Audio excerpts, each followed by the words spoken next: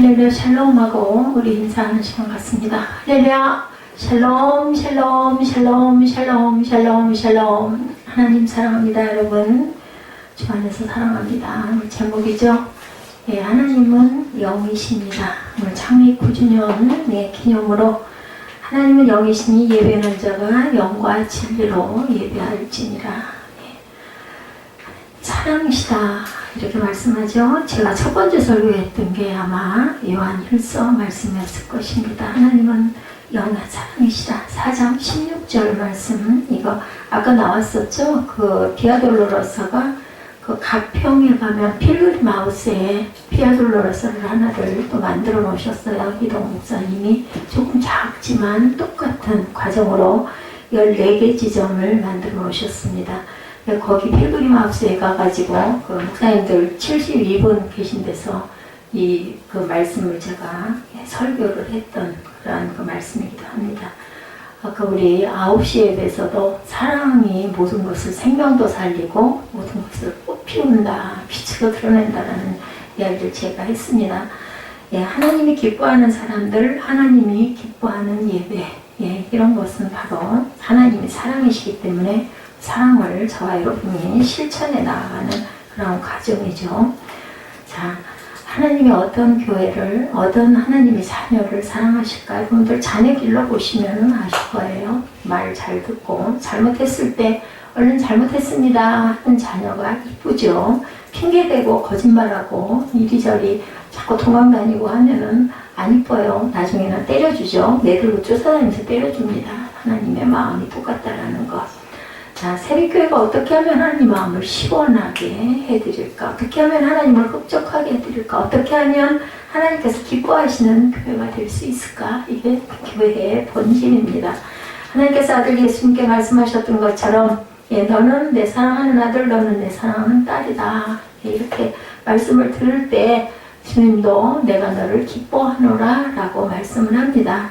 자, 우리 새벽교회 비전과 사역 때문에 제가 비아돌로로사도 보여드렸고, 마틴 루터, 예, 벌써 500주년이 됐죠. 종교개혁. 우리 교회가 밖에도 보면 쓰여있고, 우리 주보에도 보면은 쓰여있죠. 예, 하나님께서 저희가 감동을 주셔서 그래서 언젠가부터 계속 예, 현수 앞에 그 계시대도 만들어놨습니다. 오직 말씀, 오직 믿음, 오직 은혜. 솔라 스크립트라, 솔라 피데, 솔라 그라테. 이게 종교개혁의 주요 중점이었습니다. 그래서 제가 여러분들 조금 보시라고 자치라 이렇게 해서 이렇게 이루어졌구나. 1517년 종교개혁 가면 독일의 마틴 루터지만 그 사람 이전 100여 년 전에 얀 후스라는 분이 예, 나중에 화형을 당하죠. 누구에 의해서? 교황에 의해서 화형을 당합니다. 뭐라고? 이단이라고 얘기를 했겠죠. 왜냐하면 면죄부랑 이런 모든 것들이 하나님의 뜻, 주님의 말씀, 성경하고 너무나 다르다 보니까 이걸 대항을 하다가 예, 결국은 화형을 당했는데 130년 후인가요?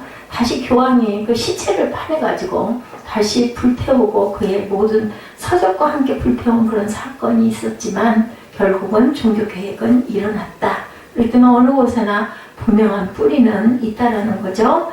존 위클리프에 대한 이야기도 나와 있습니다. 1330년 영국 어느 작은 마을에서 존 위클리프가 태어났습니다. 영국 최고의 학교 옥스퍼드에서 신학과 철학과 법학을 공부할 정도로 굉장히 똑똑한 사람이었다고 합니다. 야누스만 있었던 게 아니라 존 위클리프도 예, 성경은 라틴어로만 그때 다 쓰여 있었어요. 만약에 성경을 번역하지 않았더라면 마틴 루터 같은 사람이 땀 흘려서 피 흘려서 기도하면서 번역을 하지 않았더라면 과연 우리가 이렇게 성경을 바르게 읽을 수 있을까? 그리고 그 시대에는 성경은 예, 많은 그 교황들, 이런 분들만 갖고 있었기 때문에 성도들은 전혀 어디서 성경 말씀을 제대로 볼 수가 없었습니다. 근데 번역된 성경이 그 이후에, 종교개혁 이후에 각 나라에서 번역이 돼서 나타나고, 우리나라는 선교사님이 오시면서 번역을 해가지고 좀 가장 먼저 번역을 했던 성경이 요한복음으로 알려져 있습니다. 이런 역사를 통해서 짧죠. 우리나라 역사가, 예, 기독교 역사가 짧습니다. 100년 조금 넘어서 한 140년 됐나요? 그런데 그 우리가 아는 언더우드 그 목사님 어디에요? 지금 저기 그 대학이 어디죠? 우리 신촌에 있는 그 대학, 예, 그 연세대학교 세브란스 병원, 예, 이거 세우셨죠. 그분들이 오시기 전에 또 7, 80년 이전에 우리 나라에 들어오셨던 선교사님들이 있어요. 들어오시지도 못하고 돌아가신 분도 있고, 그렇게 해서 우리나라가 세워졌다라는 거, 세워서 보호되어서 갔던 것들도 많은 선교사님들이 외국에 있는 나라들에게 호소를 함으로 인해서 유엔에서 우리나라를 도와주게 되죠. 그 역사로 우리나라가 이렇게 굳게 서서 갈 수가 있었습니다. 3.1운동도 6.25 동란도 하나님이 그런 영적인 인도가 있고 보호가 있어서 지금 이런 나라가 됐고, 우리가 저와 여러분들이 전쟁이 없는 나라, 남의 속국이 되지 않고 대한민국에서 이렇게 잘 살고 있다는 거 하나님께 감사드려야 한다. 교회 창립 90년을 통해서 한번 발자취를 조금 돌아보시라고, 제가 조금 길었지만 시간도 지금 많이 됐죠. 그 대신 제가 설교는 되도록이면 짧게 하겠습니다. 이 존 위클리프의 그 성경은 신부들만 소유하고 있어서 그게 너무너무 싫었던 거예요. 이분은 교황청이나 교황들 사이에 신부들 외에는 볼 수가 없었기 때문에 이거는 잘못됐다라고 얘기하죠. 그래서 예, 성경을 많은 사람들이 볼 수 있도록, 그리고 95개 조항을 그 벽에다 써붙이는 그 성당, 예, 95개 조항 올려놨던 그분 아까 여러분들 쭉 보셨을 겁니다. 목숨을 걸었죠. 그래서 교황을 강력하게 비판했다고 합니다. 교회의 머리는 교황이 아니라 누구다? 그리스도다. 제일 중요한 것은 교회 종교제도가 아니라 성도와 하나님의 1대1의 만남이라 제가 9시 예배 때 말씀드렸습니다. 예, 아무리 교회 성전에 사람이 없고, 예, 또 우리 그 고등부, 중고등부 예배에 인원이 없다 할지라도 주인이 하나님이시고 예수님이 저와 여러분을 바라보고 계신다는 거, 저를 보고 예배드리시지 말고 하나님을 경건하게 예배드림으로 인해서 하나님이 나를 바라보실 때 어떨까, 이것을 한번 생각해 보라고 얘기했습니다. 왜냐하면 사람이 아무리 수백 명이 있어도 예배는 하나님께 드리는 거고 받으시는 분은 하나님, 성삼위 하나님이라는 걸 우리가 알아야 되겠다. 결국 위클리프는 교황청으로부터 미움을 받죠. 학교에서도 그 교수로 있다가 추방을 당합니다. 시골 작은 교회로 쫓겨납니다. 1384년 12월 24일 55세의 나이로 미사 참석해서 설교하다가 돌아가셨어요. 일찍 돌아가셨죠. 교황은 자기를 비판하고 일반 비천한 성도에게 자기네 나라 말로 쓰이는 성경을 준 위클리프가 아무리 생각해도 미워서 결국은 그의 시신을 파내어서 해골에게 이단이라고 판정을 내리고, 그리고 평생 써놓은 저서들과 함께 불태워서 강에다 뿌려버렸어요. 130년 후에, 돌아가신 그 이후에. 그래서 보면은 우리 한국말로 보면은 우리 밖에 저기 게시되어 있지만 오직 말씀 솔라 스크립트라, 그게 바로 성경 말씀이죠. 자, 평생에 걸쳐서 시체가 불태워지는 끔찍한 일을 당하기까지 주장한 것은 오직 교황, 오직 나, 오직 돈이 아니라 오직 말씀이라는 거. 예, 그래서 이 솔라 스크립트라가 맨 끝에 나와 있는데 오직 믿음, 오직 은혜, 오직 말씀 이렇게 해요. 근데 저는 거꾸로 오직 말씀이 가장 앞에 와야 된다고 저는 생각합니다. 자, 우리는 믿음이라는 것은 하나님이 죄인들을 용서하시는 것은 인간의 행위가 아니라 베드로가 아까 고백했던 것처럼 주는 그리스도시요 하나님을 사랑하는 아들이십니다.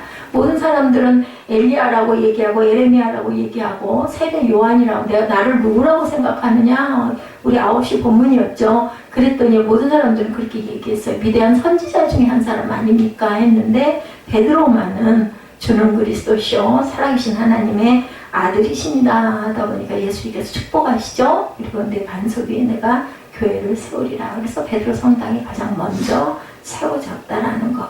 새생명 세빛교회가 여러분들에게 무거운 짐이 될 수도 있고 옥죄가 될 수도 있지만, 하나님께서 사랑하셔서 이 한날을 통해서 영으로 주신 그러한 그 사명을 감당한 것이 바로 새생명교회의 모태였다라는 것을 말씀을 드리고, 지금은 비록 굉장히 무겁고 힘들고 부담이고 할지 모르지만 알 수 없죠. 위클리프처럼 100년 후, 130년 후, 200년 후에 새생명교회의 뿌리가 얼마나 많이 뻗어나가고 번져나갈지, 여러분들의 수고와 섬김과 땀이 하늘에 얼마나 많은 상급으로 쌓여 있을지, 상 받으려고 한 것은 물론 아니겠지만 우리는 하늘의 상은 받아야 됩니다. 분명한 것은. 세상 사람들이 주는 상이야 안 받을 수도 있고 뭐 인정 안 할 수도 있고 마땅치 않을 수도 있지만 여러분들 영원한 삶은 누구도 없습니다. 그렇기 때문에 지금은 내게 피부로 느껴지지 않을 수도 있고 도망가고 싶고 피하고 싶을 수도 있겠지만 내가 가야 할 길이고 내게 맡겨주신 하나님의 그러한 그 몫이라는 것을 잊지 마시고 감사함으로 궁전에 들어가시는 저 여러분 되십시오. 주님의 이름으로 9주년을 맞아서 축복합니다. 오직 예수 그리스도의 생명, 죽음, 부활에 의해서만 예수에 의해서만 법정적으로 의롭다함을 인정받는다는 것이 바로 오직 믿음입니다. 여러분들 잘 아시죠? 하박국 2장 4절에 의인은 그의 믿음으로 말미암아 살리라. 로마서 1장 17절에 복음에는 하나님의 의가 나타나 믿음으로 믿음에 이르게 하나니 기록된 바 오직 의인은 믿음으로 말미암아 살리라 함과 같으니라. 히브리서 10장 38절에 나의 의인은 믿음으로 말미암아 살리라. 또한 뒤로 물러가면 내 마음이 그를 기뻐하지 아니하리라 하였느니라. 이렇게 말씀하고 있습니다. 그래서 오직 은혜로 인한 구원에 관한 종교 개혁의 강조는 이내 개신교인들이 더 이상 선행을 소중히 여기지 않고 값싼 은혜를 원한다는 카톨릭 반대자의 비난을 유발하게 됩니다. 그래서 우리 구교와 신교의 차이를 제가 아까도 말씀드렸지만 에베소서 2장 8절이죠. 너희는 그 은혜에 의하여 믿음으로 말미암아 구원을 받았으니 이것은 너희에게서 난 것이 아니요 하나님의 선물이라고 했어요. 우리가 의를 행할 수가 없습니다. 의롭다 칭함을 받았을 뿐이고 우리의 선행이 온전한 선행일 수도 없다라는 거죠. 우리는 인성을 입었기 때문에 9절에 행해서 난 것이 아니니 이는 누구든지 자랑하지 못하게 함이라고 말씀을 분명히 여기서 하십니다. 10절에 우리는 그가 만드신 바라 지금 제가 말씀드립니다. 에베소서 2장 8절에서 10절입니다. 이 일은 하나님이 전에 예비하사 우리로 그 가운데 행하게 하려 하심이니라. 이렇게 증거됩니다. 그 하이델베르그 교리 문답이 제86항에서 이렇게 말합니다. 우리가 우리의 노력에 의해서가 아니라 그리스도를 통하여 하나님의 은혜로 우리의 비참한 상태로부터 구원을 받았다면 왜 우리는 선한 삶을 살아야 하는가? 이 교리 문답의 질문에 대해서 오직 은혜로 솔라 그라티아 오직은 착한 행실이 더 이상 그리스도인의 삶에서 중요하지 않다는 것은 아니라는 것을 나타내죠. 자, 그래서 그것은 우리의 구원에 대한 하나님께 대한 감사의 표현이 바로 우리가 선한 일을 하는 것이다. 그것은 또한 하나님을 찬양하고 자신의 믿음이 참된 믿음임을 확인하면서 이웃을 그리스도께 이끄는 수단이 바로 오직 은혜입니다. 그래서 아까 제가 읽어드린 에베소서 2장 8절에서 10절에 부합한 말씀 바울이 얘기하죠. 너희는 그 은혜에 의하여 믿음으로 말미암아 구원을 받았으니 라고 주장을 합니다. 즉시 덧붙여 말하죠. 그리스도 예수 안에서 선한 일을 위하여 지으심을 받은 자들이다. 저와 여러분들이 선한 일을 위해서 지으심을 받고 지금도 선한 일을 하고 계신다는 것이 이것의 해석입니다. 그래서 오직 은혜로 인한 구원에 관한 이 교리의 핵심은 하나님의 본성뿐 아니라 인류의 상태를 나타낸다라고 합니다. 우리는 열심히 내가 노력하면 이것도 이룰 수 있고 저것도 이룰 수 있다고 하지만 꼭 그렇게 되던가요, 여러분들? 그래서 그것은 하나님의 은혜로 우리가 살고 있다라는 거죠. 에베소서 2장 1절에도 보면 그는 허물과 죄로 죽었던 너희를 살리셨다라고 증거합니다. 하나님께 돌아가는 길을 찾을 수 있는 내적인 능력은 없습니다. 하나님의 안 계시면. 타락한 피조물로 우리가 각자는 우리의 존재의 가장 중심에서 거짓되고 영적으로 우리의 허물과 죄로 죽었던 우리를 살리신 분은 중생케 한 분은 바로 예수 그리스도 한 분이다. 자, 그래서 우리가 항상 이 부분을 감사할 줄 알아야 된다는 거죠. 그리고 오직 믿음이라는 교리는 하나님이 죄인들을 용서하시는 것은 인간의 행위가 아니라 믿음을 통해서, 그리고 또한 오직 말씀은 오직 교황, 오직 나, 오직 돈이 아니라 즉 말씀으로 우리가 새롭게 된다라는 것.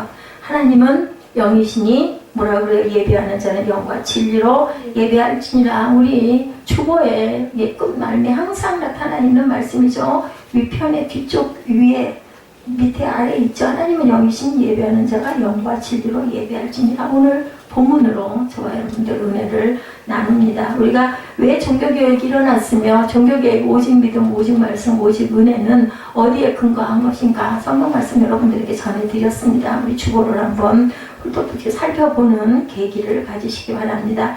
오늘 본문이죠. 예배에서 상징은 여러분들 십자가입니다. 십자가. 그리고 십자가 중심에 나 자신이 있죠. 그리고 위로는 누가 계세요? 우리 십자가 뒤에 십자가 보이시죠? 중심에 제가 이렇게 서 있습니다. 여러분도 똑같이 서 있습니다. 위에는 누가 계세요? 하나님이 계셔요. 그죠? 그리고 믿음의 공동체인 우리가 오른쪽에는 아직 예수를 믿지 않지만 우리가 사랑해야 할 이웃이 아래에는 세상이라는 의미를 갖고 있습니다. 우리 머리 위에는 하나님, 우리 왼쪽에는 우리의 이웃이, 우리 오른쪽에는 믿지 않지만 우리가 전하고 증거해야 할 그러한 사람들, 아래는 세상. 그래서 십자가입니다. 아직 예수를 믿지 않지만 우리가 사랑해야 할 이웃이 아래에 세상 안에 또 있다라는 것. 우리의 가정과 직장, 사회생활을 통해서 우리가 나아가야 할 세상이 바로 십자가 아래에 있다라는 것.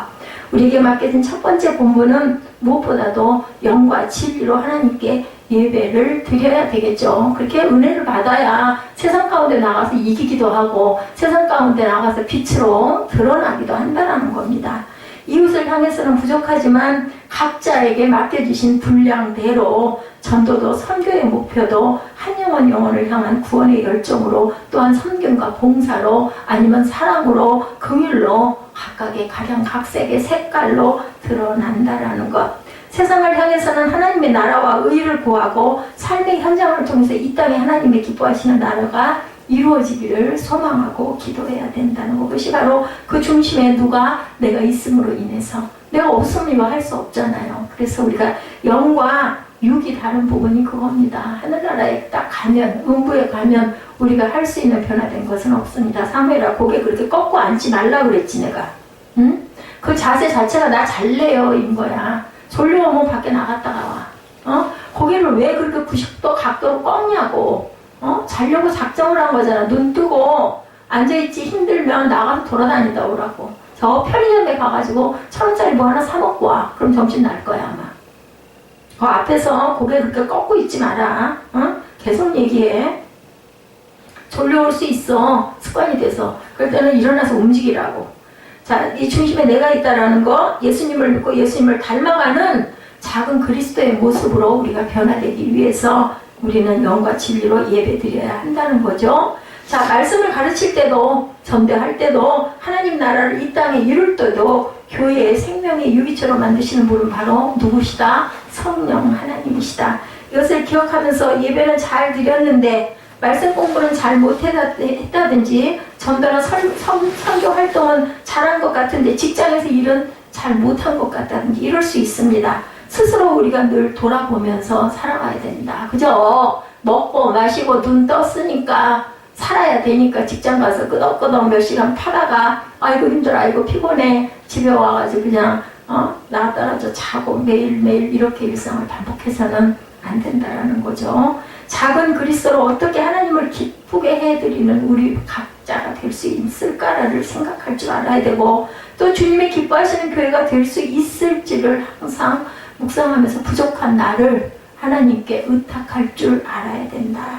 이것은 교회의 과제이고 성도의 과제입니다. 교회는 한 사람 한 사람 예수를 믿는 사람들이 모여있는 공동체가 바로 교회죠. 예배 공동체입니다. 첫 번째가 새벽교회는 자 주일 예배, 찬양 예배, 수요, 금요 그리고 매일 아침 드리는 새벽 예배 그리고 우리가 식사할 때 모이면 식기도들 하죠. 우리 다과할 때도 특별할 때는 또 기도합니다. 이렇게 항상 우리는 경건한 마음으로 하나님을 항상 모시고 살아가야 된다. 자, 어떤 교회에서는 기도 중간에 아멘 하면 안 돼요? 물어보는 교회들도 있을 정도로 충만한 교회도 있고 아멘 하십시오 해도 안 하시는 분들도 많이 있습니다. 그렇지만 우리 입술에서 항상 아멘이 끊어지지 않는 저와 여러분들이 되셔야 누구에게 저와 여러분에게 은총과 복이 온다는 걸 잊지 마시기 바랍니다. 그리고 참회의 기도를 드리기도 해야 된다. 뭐 통성으로 기도할 수도 있고 소리내서 기도할 수도 있지만 때로는 또 그죠 조용하게 묵상으로 기도할 수도 있습니다. 근데 그게 단점은 집중이 흐트러지고 딴 생각을 자꾸 하게 되고 또 때로는 졸렵기도 하기 때문에 우리가 입술로 고백해서 기도를 해야 되는데 여러분들 기도 너무 똑같은 기도하지 마십시오. 그것은 유아적인 기도입니다. 우리 아직 사무엘하고 예전에 기도할 때 거의 형태가 비슷하지만 우리 그 성인분들은 어떻게 밥을 매일 똑같은 것만 먹어요. 그죠? 밥과 반찬 똑같은 거 먹지 않잖아요. 우리의 그 염려와 또한 근심이 어떻게 다 똑같아요. 때로는 그죠? 누구에게인가 상처를 받을 수도 있고 아니면 어떤 염려가 또 생겼을 수도 있고 이럴 때는 그것을 하나님께서 그냥 솔직하게 아뢰시면 됩니다. 그게 기도입니다. 똑같은 기도 제목과 똑같은 토시 하나도 안 틀리는 그러한 것을 하나님께 아뢰는 것은 어떻게 보면 그거 뭐로 그렇게 하세요. 여기 복사해가지고 그냥 몇 장 쭉 뽑아가지고 날짜만 써가지고 하나님께 올리면 되죠. 기도를 해버릇 하시기 바랍니다. 자, 통성기도든 묵상기도든 자신의 마음을 주님께 열어놓는 거예요. 대화하는 거예요. 여러분 카톡 많이 하시죠? 카톡할 때 매일 똑같은 얘기 안 하시잖아요. 사람과도 하나님과도 마찬가지죠. 우리 마음속에 있는 모든 걸 하나님은 다 아세요. 뭘 기다리세요? 네 입술로 고백해라 하고 바라보고 계신다라는 것 잊지 마시기 바랍니다. 찬양을 부를 때도 또한 그렇습니다. 내가 찬양을 잘 모르거나 아니면 높거나 낮아서 못 따라갈 때는 가사를 열심히 묵상하시면서 들으세요. 들으시면서 묵상하시기 바랍니다. 이게 바로 뭐냐? 영과 진리로 드리는 예배에 집중을 하시고 그것도 훈련입니다. 뚝딱 40분 만에 예배가 끝났으면 좋겠는데 1시간 반, 2시간 걸리면 너무너무 막 지루하죠. 그거는 견디고 극복을 하셔야 됩니다. 말씀의 은혜를 받으시든지 찬양의 은혜를 받으시든지 하다 보면 시간이 어느새 가. 그리고 방법을 여러분들 강구하세요. 내가 왜 졸렸고 집중이 안 되고 자꾸 몸이 막 힘이 들고 비비 틀릴까? 그럼 이유가 뭔지를 파악을 하셔야 그 부분이 고쳐지지 않겠습니까? 왜냐하면 천국 가셔야 되잖아요. 영과 진리의 예배를 드려서 이왕이면 아니 땅에서 고생했는데 하늘나라 가서라도 좀 상급을 받으셔야 되지 않겠어요? 기껏 할 만큼 다 해놓고 상급도 없으면 얼마나 억울해. 세상에서는 막 그럴 때 막 억울하다 우리 혈기 내고 피대 높이잖아요. 똑같아요. 하늘나라 예배 드리면서 이왕이면 같은 똑같은 시간 하나님께 드리면서 영과 진리의 마음을 가지고 예배 드리는 게 어떻게 하는 게 가능할까? 이걸 좀 생각을 하시는 그러한 여러분들 되시기 바랍니다. 예수께서 이르시되 뭐라 그러세요? 요한복음 4장 21절에 여자야 내 말을 들으라. 이 산에서도 말고 예루살렘에서도 말고 너희가 아버지께 예배할 때가 이랬느니 그것은 바로 뭐다? 영과 진리로 예배할지라 얘기합니다. 장소, 시간 얘기가 나오죠. 예루살렘도 말고 너희가 아버지께 예배할 때가 있겠다. 예배 드릴 때 장소가 얼마나 중요한가, 시간은 또한 얼마나 중요한가. 그래서 공예배 드릴 때는 시간이 거의, 그죠? 저희 교회 같은 경우는 10분이 왔다 갔다 하긴 하지만 되게 정해진 시간에 예배를 드립니다. 교회 안 오고 집에서 인터넷으로 예배 드리자 이런 생각하시는 분들도 많이 계세요. 또 원로 목사님들 경우에는 어디 남의 교회 가가지고 예배 드리기 좀 그러니까 하고 이제 그렇게 드리시는 부부가 그렇게 드리시는 분도 저희 주변에도 있지만, 근데요 가정에서 그렇게 예배 드리려고 저도 해봤지만 하다 보면 모르게 할 일이 많이 나와요. 뭐 전화가 오기도 하고 뭐 카톡이 오기도 하고 뭐 아니 벼랑 아래 또 물이 먹고 싶기도 하고 그러다 자꾸 자리 비우다 보면 온전한 예배가 안 되죠. 앉아서 예배 드리는 누가 안 보니까 그냥 좀 기대고 좀 드릴까? 앞에다가 컴퓨터 딱 열어놓고 그다음 아예 누워서 드리죠. 뭐 그게 무슨 예배의 자세입니까? 그래서 우리는 예배 드리는 장소, 교회, 예배당, 예전에는 예배당, 그게 교회 예배 드리는 장소라는 뜻을 갖고 있습니다. 그래서 교회 꼭 참석하셔야 된다. 여러분들 시간 드리고, 그죠? 거리 드리고, 또 물질도 드리죠. 하나님께. 예. 오전 11시간 예배 나오려면 어때요? 훨씬 전부터 준비하죠. 저희 교회도 오전 뭐 11시 10분, 20분 하지만 지금 말씀 제가 증거하는 시간이 1시간, 오늘 조금 길었지만 이런 시간이 됩니다. 그래서 가장 중요한 것은 예배드리는 사람, 그리고 예배를 받으시는 분. 사람이 많이 있든지 말든지 그건 나와 하나님과의 관계라는 거. 분위기에 좌우가 되면 그것은 아직 어린 예배라는 것을, 유아적인 예배라는 것을 기억하시기 바랍니다. 예배드리는 대상과 그리고 내가 중요하다. 예배드리는 자가, 하나님께 참되게 예배하는 자들은 그래서 영과 진리로 예배할 때가 오나니 바로 이때라고 얘기합니다. 아버지께서는 이렇게 예배하는 자들을 찾으신다고 요한복음 4장 23절에 증거하고 있죠. 하나님께서 하시는 일, 바로 예배자를 찾으신다라는 거. 그냥 예배가 아니라 어떻게 참되게 예배하는 자를 찾으신다고 말씀을 합니다. 내 마음을 시원하게 하는 자가 어디 있을까? 내 마음을 흡족하게 하는 자가 어디 있을까? 내가 하나님인 것을 알고 그것을 고백하고 있니? 누구니? 라고 물으신다라는 거. 하나님과 나는 다른 존재죠. 하나님 영이시고 나는 육이에요. 다른 존재입니다. 예수님의 가르침에 비추어 오늘 예배에 대한 세 가지 관점을 얘기해보면, 첫 번째 예배는 구별의 능력이 있어야 된다 입니다. 왜냐하면 하나님은 영이시고 나는 육이기 때문에 어떻게 해야 하나님과 내가 소통을 하겠어요. 그래서 우리가 입술로 고백을 하죠. 항상 나의 주님이십니다 라고 고백을 합니다. 예배하는 자와 예배를 받는 분의 차이를 구별해서 시작하는 예배가 돼야 되겠다. 예배하는 나는 어떤 존재인지, 예배를 받으시는 분은 어떤 분인지를 깨닫고 알아야, 아니 내 부모, 내 아버지는, 내 어머니는 뭐 하는 분인지, 성품은 어떠신지 그걸 알아야 친해지고 소통이 되지 않겠습니까? 나와 예배를 받으신 하나님은 다른 존재라는 것을 확인하고 우리는 예배를 드릴 줄 알아야 되겠다. 예배를 드리는 것이 교양 강좌를 듣는 것과 다른 이유가 바로 여기 있습니다. 받으시는 분이 있기 때문에. 교양 강좌는 가서 앉아가지고 얘기하는 사람의 얘기, 똑같은 사람끼리 있잖아요. 교양 강좌는 아니면 뭐 어디 대단한 무슨 어딘가 가가지고 무슨 강의를 듣는다든지 할 때는 사람과 사람입니다. 근데 지금 이 자리는 영과 진리로 예배를 드려야 하는 이유는 예배를 받으시는 분이 하나님이시기 때문에 다르다라는 거죠. 내게 예배하는 대상은 나하고는 다른 분이고, 나는 땅에 있고 그분은 하늘에 계시고, 나는 죄인이고 그분은 나의 죄를 사해 주시는 분이라는 것을 믿으시기 바랍니다. 나는 아침 안개처럼 꺼져갈 존재고 그분은 영원 불멸의 생명을 주시는 분이 차이입니다. 20세기 유명한 신학자였던 칼 마르트는 하나님은 전적인 타자라고 선언합니다. 나와 하나님이 다르다는 사실이죠. 다른 사람입니다. 이런 구분이 가능해야 내 인생의 중심에 누가 와야 하고, 내가 누구와 인연을 맺고자 하는지를, 내가 누구를 바라보고 있는지를. 땅에서만 사시겠어요? 좀 높은 데를 좀 바라보세요. 뭐 비싼 거, 뭐 대단한 거, 무슨 명예 뭐 이런 거하고 상관없이 그거 더 위에 있는 하나님을 바라보시는 소망을 품으시기 바랍니다. 우리가 예배하는 분은 우리와 다를 뿐 아니라 우리와 감히 비교할 수도 없는 분이다. 그러나 확인이 있은 후에 예배 드릴 때 우리는 그분께 뭘로? 경건과 두렵고 떨리는 마음 자세가 될 수 있다는 것. 하나님을 만났던 신앙의 선배들은 그분 앞에 섰을 때마다 두려움과 떨림을 경험합니다. 아까 여러분들 그 성지순례 비아돌로라서 예수님 돌아가신 14개 그 고비고비 무릎을 몇 번씩 꿇고, 그죠? 그 십자가를 못 져가지고 구레네 그 시몬을 끌어다가 갔다가 십자가를 지게 했던 그런 그 자리들마다, 그리고 돌아가신 십자가 선상, 그 많은 사람들이 왜 거기를 그렇게 그냥 아주 보니까 아까 그냥 들어쓰기도 어려울 정도로 빼곡 들어찼더만요. 왜들 그렇게 쫓아가겠어요? 거길 들여다보고 눈물 흘리고. 어떤 분은 보니까 아까 영상에도 맨발로 걸어가는 게 보이더라고요. 어떤 여자분이. 예수님 맨발로 가셨으니까 나도 맨발로 가겠다고. 아마 저는 거기 가면 처음에 들어서면서부터 아마 우느라고 아마 말을 못할 것 같습니다. 눈물도 많기 때문에.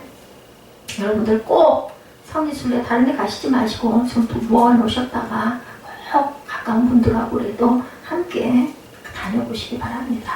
그러면 여러분들의 신앙이 확실하게 더욱더 단단하게 뿌리가 잡히리라고 믿습니다.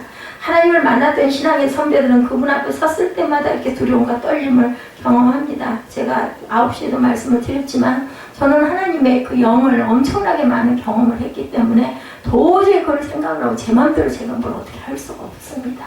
어떤 뜻이 있겠지. 아니면 제가 너무너무 하나님이 주신 그 소명을 잘 받들지를 못해서 이러고 있을 수도 있겠지만, 뜻을 세워놓으셨을 때는 뜻이 있으실 겁니다.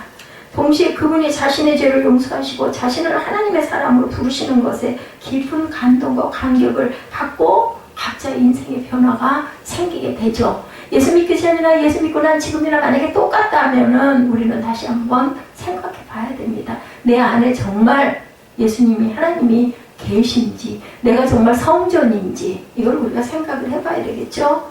예배는 피조물이 창조주를 만나는 놀라운 경험. 그래서 뭐라 그래요? 얼굴을 뵙는다라고 얘기합니다. 얼굴 뵙는 자리에 나는 어떤 자세를 가져야 될 것인가, 여러분 너무 잘 아실 거예요. 그래서 시편 2편 11절에 야훼를 경외함으로 섬기고 떨며 즐거워할지어다. 아니, 좋으면 그냥 좋아야 되는데요, 하나님과의 나와의 관계에서는 떨며 즐거워해야 돼요. 왜냐하면 경건이 있기 때문에 덜덜 떨리는 마음으로, 경외하는 마음으로. 경외가 바로 그런 자세죠. 하나님을 경외함으로 섬기고는 예배를 드리라는 뜻을 갖고 있다는 것. 떨림과 즐거움을 하라고 말씀하죠. 자, 이것이 어떻게 보면 뭘 떨리기도 하고 동시에 즐거워할 수 있을까? 저는 가능하다고 생각을 합니다. 너무나 우리가 존경하는 분 옆에 가면은 그냥 반드시 쓰기도 어려울 정도면서도 막 너무너무 존경스러워서 우러러보고 싶고, 눈을 똑바로 맞추지는 못하지만 어쨌든 그냥 너무너무 좋잖아요. 이런 마음, 이것이 하나님과 저와 여러분과의 관계여야 된다. 예수를 믿는 사람들이 하나님께 찬양을 올려드리는 이유가 바로 여기에 있습니다. 우리 말씀이 깊이 안 들어올 때는 찬양이라도 기쁘게 하시기 바랍니다. 그리고 또한 두 번째, 예배란 회개에서 시작이 돼야 된다. 누가 다니엘이 기도를 엄청 잘하는, 기도에 대한 부분을 지난번 금요일날 우리 함께 나눴지만 그런 기도를 할 줄 알아야 됩니다. 나 자신이 낮아지고 죽어야 됩니다. 구약시대의 예배에서 가장 중요한 제사법이 번제였죠. 번제는 살아있는 짐승을 죽여 태워서 하나님께 온전하게 드리는 제사고, 우리가 매일 드리는 신앙의 고백과 예배를 상징하는 그 신약시대, 지금 오늘날의 시대의 그 번제와 지금 예배가 똑같다라는 것을 여러분들 잊지 마시기 바랍니다. 하나님 앞에 섰을 때 나 자신을 하나님께 드리는 거예요. 산채로, 번제로 드리는 겁니다. 그러니까 신학교 때 이 부분 얘기했다가 그 교수가 왜 해필이면 번제야? 근데 그 대답을 못해가지고 그냥 제가 몇 달 동안은 그냥 마음에 상처가 되고 애통이 됐어요. 왜냐면 성경에 나타있는 말씀이거든요. 번제로, 산채로. 내가 그냥 드려져서 나 죽으면 죽으리라, 내 목숨을 다 하나님께 드린다라는 그런 간절한 마음이죠. 우리가 참회의 기도를 드리는 것은 예배가 예배를 되게 하기 위해서 우리가 기도를 드리는 거다. 우리가 하나님 앞에 먼저 드려야 하는 고백이 바로 회개라는 것. 그래야 하나님께서 나를 새 것으로 채워주시죠. 내 걸 다 쏟아내야. 우리 막 속상하고 화날 때는 가까운 사람한테 막 그 얘기하잖아요. 왜냐하면 그냥 다 퍼내려고 하기도 합니다. 답답하니까. 그러면 다시 저는 그냥 맨날 깨끗이 씻어주시옵소서, 내 안에 있는 더러운 것들 다 쏟아져 버리게 하시옵소서 늘 기도합니다. 그래도 또 그냥 상처가 또 더러운 게 채워져가지고 또 입으로 또 그걸 또 죄를 짓게 되면 또 그것도 회개하고, 뭐 우리는 어떻게 자식인데요. 하나님 앞에는 조그만 애입니다. 죽음 앞에 두려워할 때 나에게 담대한 믿음도 주시고, 세상 가운데 근신하면서 좌절할 때 나에게 세상이 주지 못하는 평안도 주십니다. 그 고백을 바로 우리가 예배 시간에 그 말씀을 묵상으로 그 헌금 예배 그 봉투에다 늘 쓰지요. 모두 내게 있는 것들을 내려놓았을 때 이 상태가 가능하다. 그래서 있는 그대로 솔직하게 마음을 쏟으시는 그러한 그 헌금 봉투 쓰시기를 바랍니다. 하나님께서 구하시는 제사는 상한 심령이라고 그러죠. 하나님이여 상하고 통회하는 마음을 주께서 멸시하지 아니하시리다. 시편 51편 17절 말씀입니다. 하나님은 우리가 통회하는 마음으로 하나님 앞에 나아가는 것을 좋아하세요. 나를 치장하지 마십시오. 그냥 형식적인 기도하지 마세요. 속에 있는 거 그냥 토로하시기 바랍니다. 하나님을 하나님으로 알고 고백하는 사람에게 하나님은 넘치는 하나님의 은총이 주어진다는 것을 잊지 마시기 바랍니다. 회개란 다른 말로 표현하면 포기라고 할 수도 있죠. 교만과 탐욕, 내 자랑을 내려놓는 것, 그것이 바로 회개다. 내 속에 있는 절망, 부끄러움, 좌절, 탄식조차도 하나님 앞에 내려놓음으로 자기 연민에 빠지는 것을 포기하게 되고, 그랬을 때 하나님께서는 연약한 자를 높여주신다고 성경에 말씀하시죠. 잠언 15장 8절에 악인의 제사를 여호와께서 미워하신다, 이렇게 기록되어 있습니다. 속으로 악한 마음을 품은 자가 드리는 예배는 하나님이 받지 아니하신다라는 거예요. 헌금도 마찬가지입니다.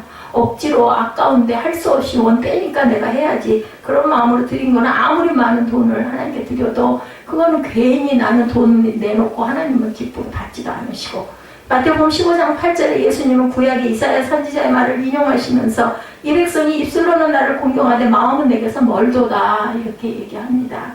아시죠? 과거에 그 두렙돈을 그렇게 칭찬하셨던 그 이유, 내가 가지고 있는 전부를 드렸기 때문입니다. 입술로는 하나님 하나님 하지만 속으로는 하나님을 없인 여기고, 욕심과 탐욕으로 그저 해야 되니까 그래 나야 내가 좀 마음이 편하니까 이런 예배는 하나님 안 받으신다라는 거. 인류 역사에 가장 처음 예배를 드린 인물 중에 하나가 가인입니다. 그런데 성경은 하나님이 가인의 예배를 받지 아니하시고 동생 아벨의 예배만 받으셨다고 기록하죠. 그 이유가 정확하게 명확하게 나타나 있지는 않습니다. 그런데 어때요? 회개가 곧 예배라는 것을 깨닫게 되면서 가인의 예배에는 회개가 없었다라는 것을 우리가 알게 됩니다.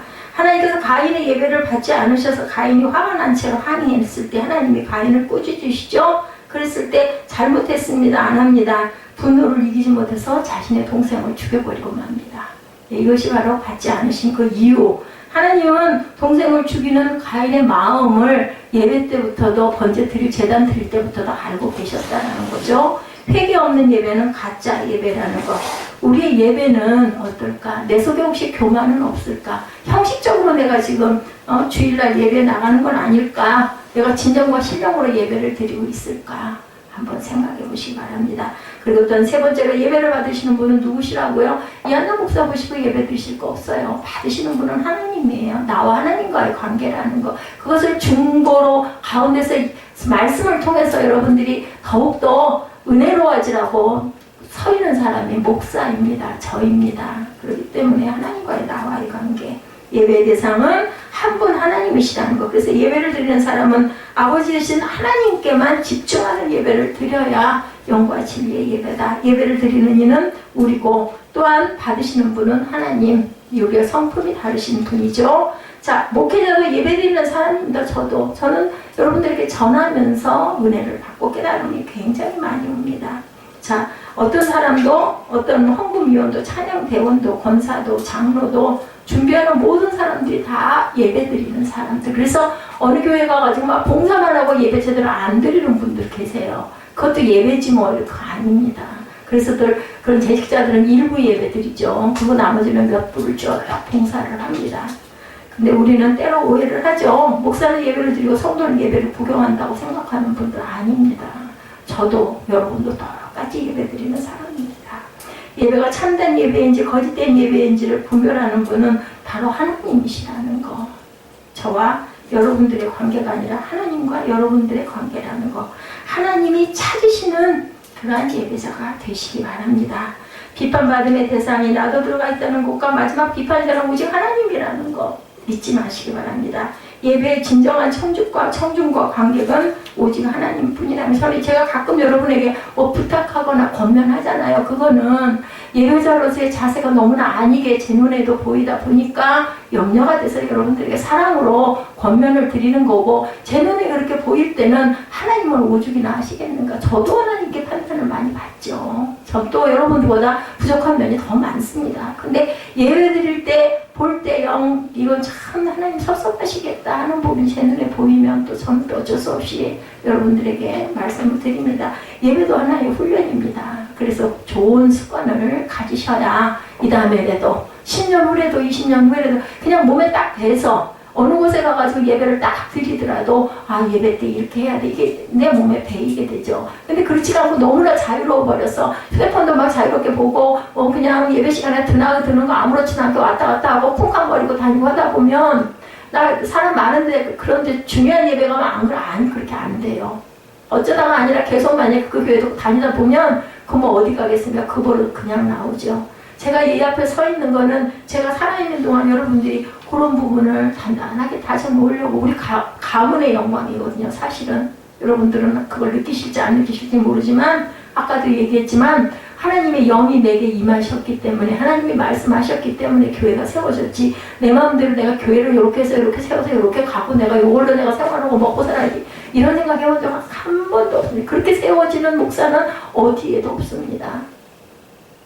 아무것도 모르고 하라는 대로 순종하는 그 마음, 그리고 드리는 그 기도를 뭐 저만 드렸겠습니까? 수억만 사람들이 다 드렸을 텐데 하나님의 영이 제게 임하신 거예요. 그렇다면 우리 가정을 살리라고, 우리 가문을 살리라고, 거기서부터 너희 교회가, 내가 이 반석 위에 내 교회를 세우겠다, 예수님이 말씀하신 그 제가 베드로가 그 마음과 믿음이 됐다는 그 고백이 됐기 때문에 그걸 받으셨다는 그 많은 기도를 통해서 얼마나 감사합니까? 오직 하나님만을 예배드리는 하나님의 사람임을 저와 여러분은 정말 자랑스럽게 생각하셔야 됩니다. 새벽교회는 예배 공동체의 모습을 계속 지켜나가시기 바랍니다. 새벽교회가 얼마나 서 있게 될지, 아니면 제 후임으로 누가 오실지, 아니면 중단이 될지, 그것도 하나님은 아마 이미 알고 계실 거예요. 100년 후가 될지, 아까 양호수처럼, 그죠? 언제가 될지는 모르지만 하나님이 뭔가를 계획하시는 것은 분명한 뜻이 있기 때문이고, 그것은 일점 미력도 변함이 없으시고, 그것은 분명하게 하나님은 이루신다라는 것. 여러분들, 하나님이 기뻐하시는 영과 진리의 예배의 모습을 여러분들 몸에, 여러분들 마음판에 새기시기 바랍니다. 예배란 구별하는 능력이다. 예배를 받으신 하나님과 예배드리는 나를 구별할 줄 알아야 예배가 되고, 예배란 회개의 시작이다. 나의 연약한 모습 그대로 하나님께 아뢰기 시작해야 예배다. 예배란 오직 누구께 주변 사람들, 누구 대단한 훌륭한 사람들이 있으니까, 대통령이 참석하니까 그 교회는 아마 되게 거룩해, 새벽교회는 몇 명 안 되니까, 가족 같은 교회니까 대강해도 돼. 아닙니다. 하나님과의 관계라는 것. 어느 곳에서든 아무리 대단한 성전이든, 아무리 한 사람도 없는 초라한 빈 성전이든, 내가 예배를 온전히 신령과 진정으로 드릴 때 하나님께서는 내 예배를 받으신다라는 것. 골방에서 내가 기도할 때도 하나님은 보신다라는 것. 여러분들, 제가 증인입니다. 저는 지금 우리 601호 골방, 지금 옷밤이죠. 그 밤에서 항상 새벽 3시면 깨가지고 2시간 이상씩 기도했습니다. 그 건너편에 승가대가 있죠. 승려님들은 3시만 되면 꼭 목탁 소리가 나요. 그럼 저는 기도하고 그쪽에서는 목탁 치고, 그렇게 기도하면서 하나님의 영이 엄청나게 임했습니다. 그래서 제가 그 강단을 비우지를 못하고 그 자리에 그대로 붙여진 말씀도 그대로 놔두고, 거기를 제가 늘 마루를 가면 닦습니다. 그곳에서 하나님이 세우라고 강단을 보여주셨고, 십자가도 그 모습 그대로 그렇게 세워져 있었어요. 집에 있는 그 못 가게 된 그 십자가. 그래놓고 제가 집에 가면은 늘 그래서, 지금은 그게 없어졌죠. 반주기가 그전에 계속 틀어져 있었는데 고장이 나가지고 극동방송을 그냥 항상 제가 때만 늘 가기만 하면 틀어놓습니다. 빈 공간이라 할지라도 하나님이 영이십니다. 사단을 우리는 약하기 때문에 무찔러야 되고 멸해야 되기 때문에 찬양이라도 계속 좀 틀어놓고, 마음이 좀 헛헛하고 할 때는 여러분들 휴대폰으로도 얼마든지 요즘엔 듣고 같이 느끼실 수 있잖아요. 찬양 자주 들으시는 저 여러분 되시기를. 새벽교회 9주년을 통해서 하나님은 영과 진리로 예배하는 자를 지금도 찾고 계시고 여러분들을 바라보고 계신다는 걸 잊지 마시라고 주님 말씀 증거했습니다. 우리 결단하시고 잠깐 우리 떡 가지고 기도하는 음식을 잠깐 하시고 식사하는 시간 갖도록 하겠습니다.